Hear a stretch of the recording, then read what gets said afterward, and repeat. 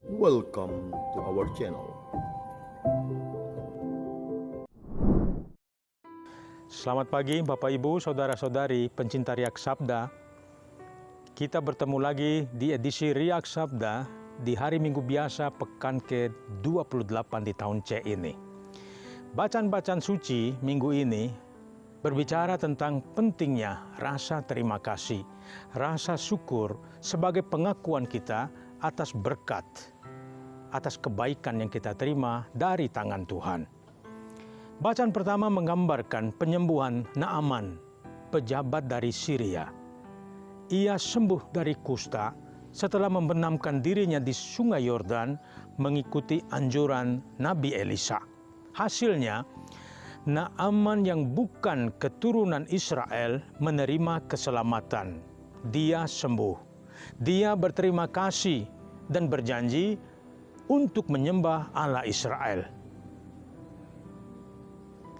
Gagasan ini membantu kita memahami reaksi Yesus dalam Injil hari ini ketika ia mendapati hanya 1 dari 10 orang kusta yang sembuh dan kembali untuk berterima kasih dan memuliakan Allah.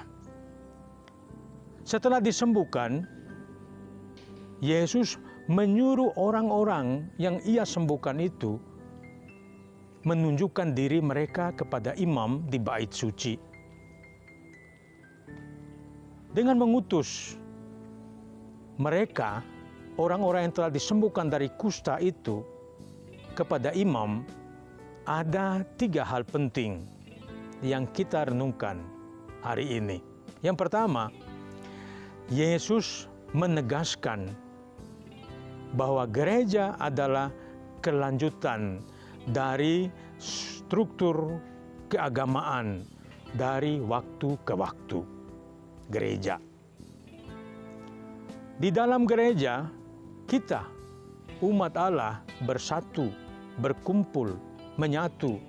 Kita memuji Tuhan, kita mendengarkan firman-Nya, dan juga kita mengambil bagian dalam Ekaristi, menyambut tubuh dan darah-Nya, dan di dalamnya kita semua diselamatkan. Maka sangat-sangat disayangkan jika ada yang merasa normal atau biasa-biasa saja tidak datang ke gereja dan tinggal di rumah saja. Mereka tidak menyadari bahwa sikap yang demikian menjauhkan mereka dari Tuhan dan sesama dan justru melemahkan iman mereka sendiri. Dengan demikian, keselamatan tidak ada pada kita karena kita jauh dari Allah. Poin kedua, Yesus menghendaki si kusta mematuhi aturan yang ada.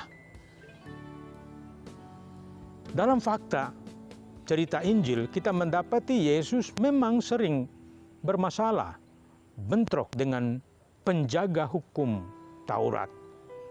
Para imam, ahli Taurat, kritisi kemunafikan mereka. Namun, Yesus mematuhi hukum Taurat dan ia mengajak kita untuk menghormati hukum. Kita hendaknya mematuhi aturan-aturan yang telah ditetapkan demi kebaikan bersama sebagai gereja atau sebagai persekutuan umat Allah.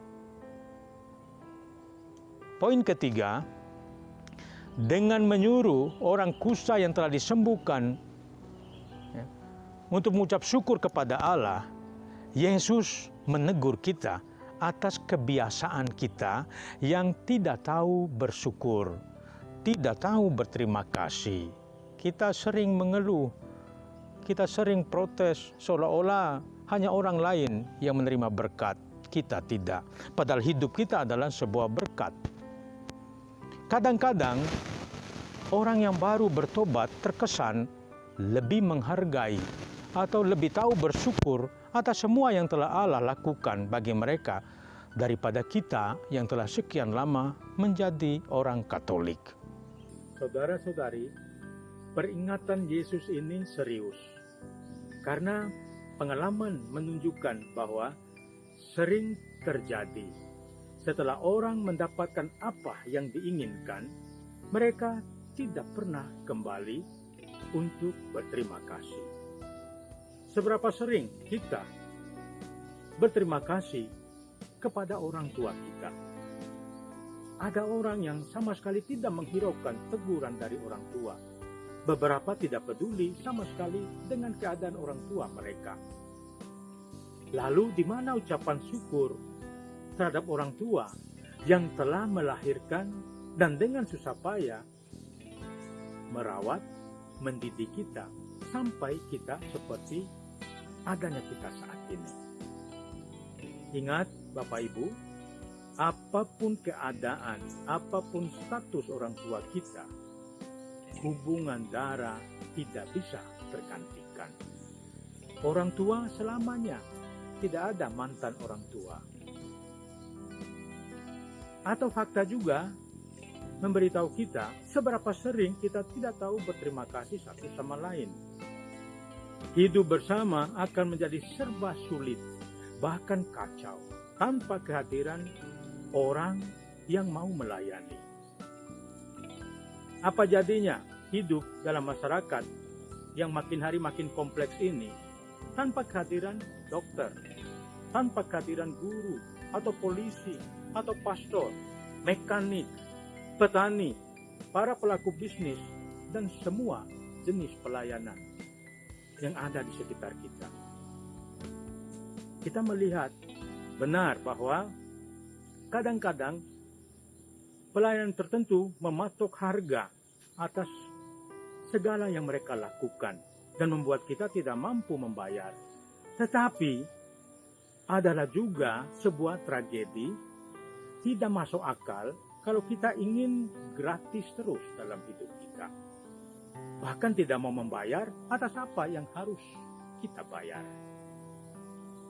Kita mengoreksi diri kita masing-masing. Bagaimana ucapan terima kasih, bagaimana bentuk syukur yang harus kita persembahkan satu sama lain antar kita. Atau sering juga kita lupa dalam hidup rohani kita lupa berterima kasih kepada Tuhan. Ketika kita memiliki masalah atau sakit, kita berdoa khusyuk dan meminta Tuhan membantu kita. Namun setelah masa sulit berakhir, kita melupakan Tuhan dan kita pergi begitu saja, seolah-olah tidak ada masalah sebelumnya. Maka saudara-saudara terkasih, mari kita meminta Yesus membantu kita supaya hari-hari hidup kita bersyukur, kita berterima kasih atas segala berkat yang Tuhan berikan atas kita. Dan sesungguhnya kita diberkati atas kehidupan yang terjadi sampai hari ini. Kita bersyukur karena Tuhan telah melakukan tindakan-tindakan besar atas kita. Dan semoga hidup kita makin hari makin layak untuk kemuliaan-Nya. Amin. Tuhan memberkati Anda semua.